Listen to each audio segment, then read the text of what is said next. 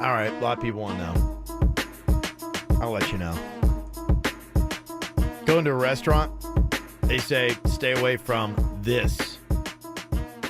If you're one of those people that you try to stay away from germs and you don't want to touch things that are apparently a lot more filthy than your toilet, microbiologist went in and said, hey, here's a new thing to look out for. No, I'm sorry, because I know down the list, I've ruined basically everything for people who go to restaurants. But, for me, now I at least plan accordingly. I'm like going, okay, I think about that. When I go into a place and I see a ketchup now, I'm like, okay, let me try to analyze this. How old does this look? Does this look like they're refilling this all the time and it's building up that green funk at the bottom? Me and Denny's were just at a place where you have to...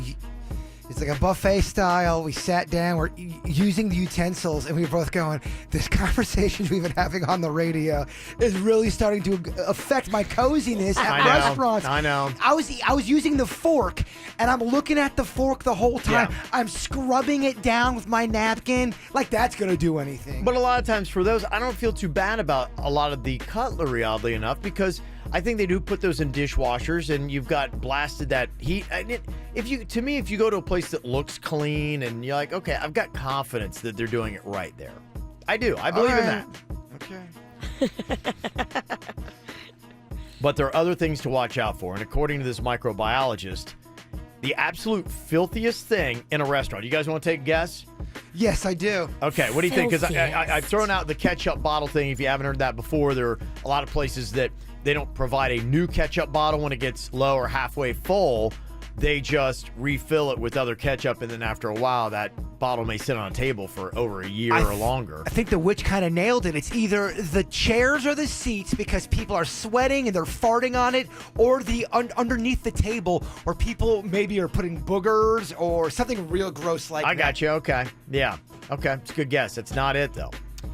Can I take a guess? Go ahead, Virginia. Is it the sleazy manager that's trying to sleep with all the waitresses? Yes, a lot of germs on that individual. So many germs. A lot of germs. And it's at every restaurant. He needs to get tested. They say this item in restaurants is covered with even more germs than bathrooms. What? Yeah. They say the filthiest thing at a restaurant is the pepper shaker on your table. The pepper shaker. The pepper shaker. I know. Wouldn't even have thought about it. I'm a pepper guy. Not the salt, but the pepper. The pepper, and there's a reason for that. Pepper is worse than salt because pepper is plant-based. So E. coli loves to grow on the pepper. That's why the salt will not allow it. The pepper will.